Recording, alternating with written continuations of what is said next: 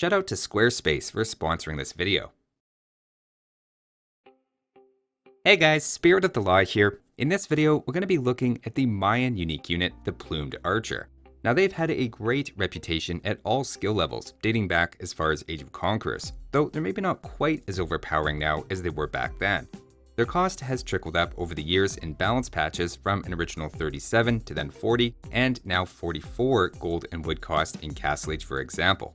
Of course, even at that higher price point, they're still a fun unit to use and very cool looking, though I'd contend they were slightly improved upon by the Plumed Archer mod in HD, which has yet to become official.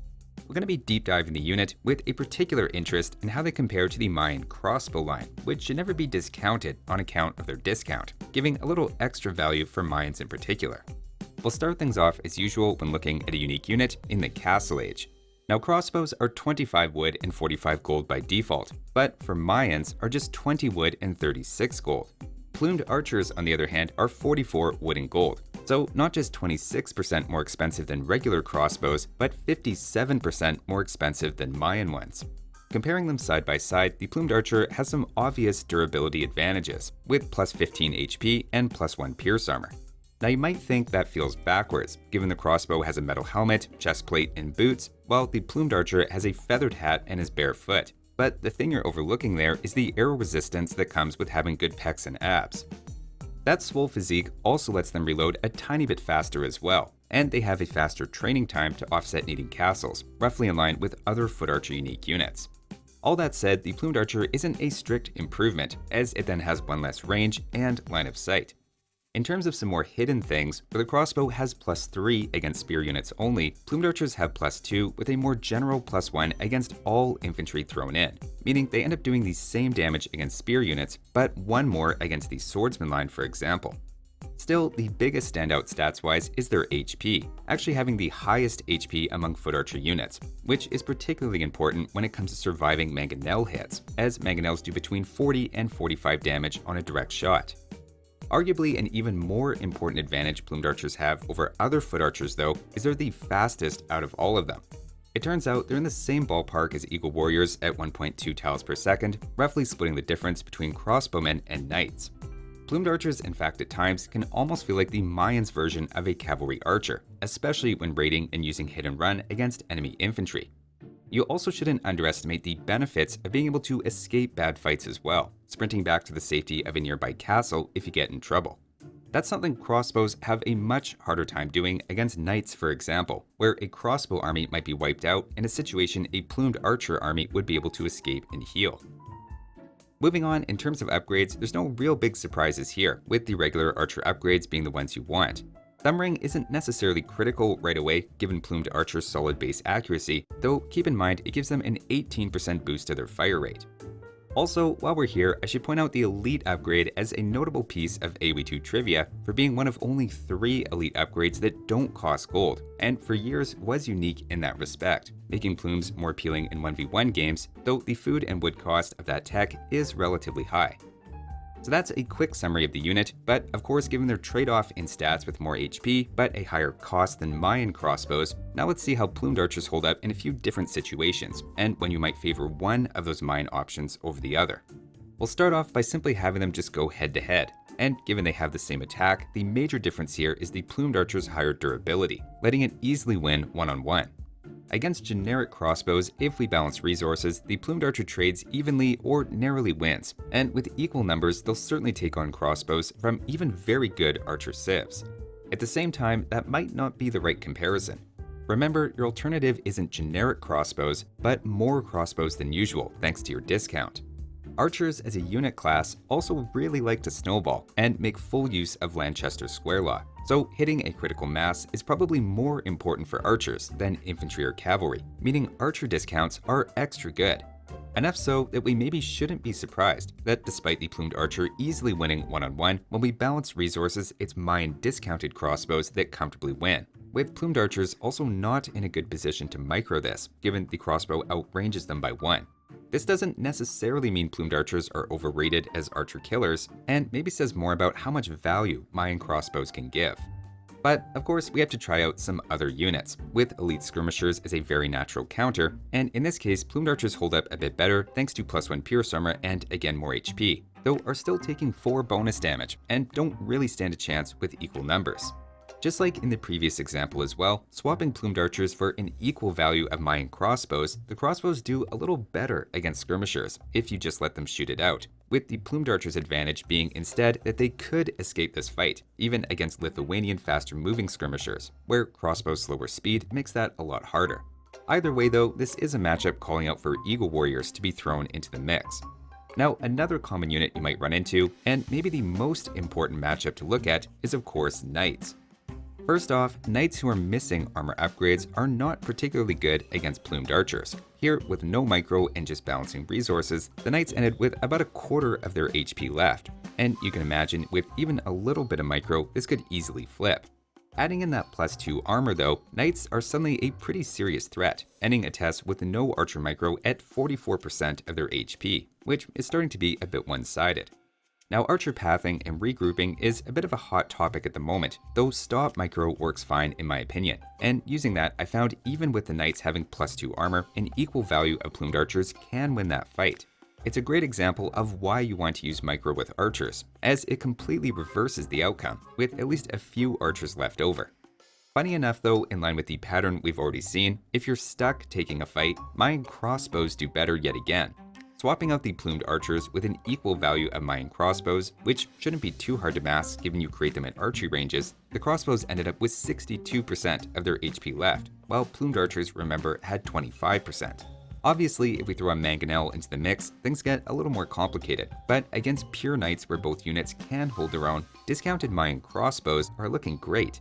It wasn't the original goal here, but this is quickly turning into an unintended showcase of how amazing Mayan crossbows are. Of course, Knights are faster than both units, so Plumes aren't really able to properly kite here, and we haven't been looking at what I think are Plume's best matchup, Infantry. Against pike units, for example, they have the same attack bonus as crossbows, and in this case, their speed really does change the dynamic, as they can outrun pikemen and, unlike crossbows, can just kite them all day without taking losses. I have no idea why someone would make pikes against especially Mayans with Plumed Archers around, but after the first time, I doubt they would try it again. It's a similar or even more impressive story against longswords, as crossbows have no attack bonus going on here, while Plumed Archers have +1. That means with all upgrades, they need 5 fewer shots, and combined with micro, makes Plumes much better in Castle Age. To touch on one particular infantry exception, Huskarls actually fully negate both units' attack, so in Castle Age they take the same number of shots from each. Goths are already a tough matchup if Mayans can't knock them out with early raiding, and Plumed Archers +1 versus infantry doesn't actually help in this case, though it does in Imperial. Of course, as already mentioned, but worth repeating, the Plumed Archer's higher HP also lets them take a direct Mangonel shot without losing a unit, and speed is just generally nice for split micro as well. Even with -1 range, this is another case where Plumed Archers just subjectively feel better than crossbows. So that's Castle Age, where I wouldn't sleep on the Mayan crossbow line with their discount when it comes to taking better trades against skirmishers or Knights in a pinch. Mayan crossbows are a safe play, while the Plumed Archer just gives a slightly different skill set with more tankiness, speed, +1 versus infantry, and abs. Now though, let's take a look at what, if anything, changes in the Imperial Age. First off, with their elite upgrade, again you have no gold cost, while it gives +15 HP, another +1 versus infantry, +1 range, and +1 pierce armor. Notably, there's no change to their base attack, though you get bracer and chemistry, so technically they do end up with 2 more attack in Imperial Age, offsetting at least your opponent's potential armor upgrades. The Mayan discount also increases to 30% off, dropping the Plumed Archer from 44 to just 39 wood and gold. In contrast, the Arbalester upgrade costs 450 food and 400 gold, but only gives +5 HP and +1 attack, so the Elite Plumed Archer is a more impactful upgrade, though note that Arbalesters end with 1 more attack overall, which can be an important difference as we'll see. Remember, Mayan Arbalesters also have their discount increased, dropping from 56 to only 50 resources per unit, compared to the regular 70. Now right away, the Elite Plumed Archer's high HP has some advantages, as it makes them more population efficient, and again means onagers need 2 direct shots to bring them down from full health. HP aside though, admittedly we just covered a lot of numbers, so let's see where both units end up standing when it's all put together. Starting with the most direct comparison, here Plumed Archers beat generic Arbalesters with balanced resources, which is maybe not surprising given they almost cost the same at this point, and if we're looking at equal numbers, this really isn't close thanks to the Plumed Archers' HP and +2 Pierce Armor.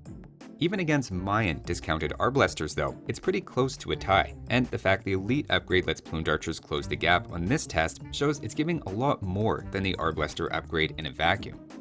Another unit they match up well against is the Halberdier. They're actually doing the same damage as Arbalesters with each shot, so their speed and HP on top just make them a great choice, though both units are fine. Against other infantry, with champions as an example, the Plumed Archer starts to feel even more like a strict upgrade. They deal 5 versus 4 damage against a champion with Gambazins, and is an important matchup to know since champions are such a common counter to Eagle Warriors. Maybe even more notable though is how they do against the Elite Huskarl. Plumed Archers here are dealing 2 instead of 1 damage per arrow, and throwing in their ability to escape Huskarls to some extent makes them again much better, being in a position to also tank an extra hit from Huskarls if it comes to that. Against other non-infantry units with very high Pierce Armor, you can reach a point where both archers are just doing 1 damage, where again I'd argue the Plumed Archer is just strictly better for all the reasons discussed already, including the ability to avoid these kind of fights. The problem for the Plumed Archer comes when we get to units with especially 6 to 8 Pierce Armor, including Elite Skirmishers. For example, against Elite Skirmishers, it's now Arbalesters doing 2 damage where Elite Plumes do 1. Though on the flip side, a Plumed Archer takes almost twice as many shots because of their armor and HP. In a straight fight like this, both actually perform in the same ballpark, but if there's a meat shield in front, the Arbalester is technically dealing twice as much damage for a cheaper cost. That one attack difference creates other messy situations against more mid-level armor units such as heavy cavalry. For example, against a Cavalier, Plumed Archers do 3 damage to the Arbalesters 4, meaning you need 12 fewer shots from Arbalesters assuming all upgrades are in. That problem is magnified even more against Paladins, where Arbalesters are doing 50% more damage while being cheaper and easier to mass.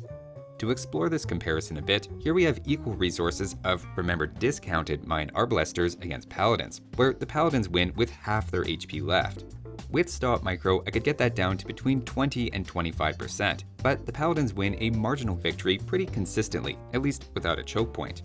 In contrast, if I switch out those Mayan Arbalesters for Elite Plumed Archers, instead of 50% HP left, the Paladins ended with 77. This is clearly a case where one lower attack is not made up for with the Plumed Archer's higher HP, and even with Micro, I could only get that down to 63%. Meaning they're not even as good here as an equal value of Arbalesters just standing still. To really make the point, even using 22 Elite Plumed Archers, the same as the 22 Arbalesters, and now ignoring any semblance of equal resources, I could not beat my Arbalester Micro result. Paladins are just so much faster than Plumed Archers that even Micro and their extra tankiness can't make up for Paladins taking 50% more arrows. The main takeaway here is medium to high Pierce Armor targets hold up really well against Plumes, meaning they don't shine in post-Imperial team games or against unique units with especially 7 or 8 Pierce Armor, and in those cases, Arbalesters are giving your team a little more punch. Alternately, you may just focus on Eagles and Halberdiers entirely in those matchups, mixing in Halberdiers against Cavalry or Eagles against Skirmishers or Siege. As far as a comparison to the crossbow line more generally, against infantry, archers, or siege, I think the Plumed Archer's speed and durability give it the clear edge in both Castle and Imperial, though the Mayan crossbow line surprised me a few times in this video with its great value, especially against the Knight line. Something else that gives excellent value, but shouldn't be a surprise as I've talked about them before, is this video's sponsor, Squarespace. Squarespace is a tool to help you create a professional looking site within minutes. If you're a blogger, own a small business, or chasing the passive income dream of opening an online store, but have no idea how to make a functional website from scratch, Squarespace has you covered with templates and tools to help you out, simplifying the website building process. Squarespace even has great third-party extensions to handle things like inventory, taxes, shipping, and scheduling to accommodate your specific needs. Go to squarespace.com for a free trial, and when you're ready to launch, go to squarespace.com/spiritofthelaw to save 10% off your first purchase of a website or domain. So that's a look at the Plumed Archer. One thing the nerfs increasing their cost have done is give more of a trade-off between them and the Archer line, depending on if you prefer the amazing value of discounted crossbows and Arbalesters, or like the mobility and tankiness at the Plumed Archer's higher cost. It's a more interesting choice players have these days, and hopefully this video helped put where they stand today into a bit of perspective. Thanks for watching, and I'll see you next time.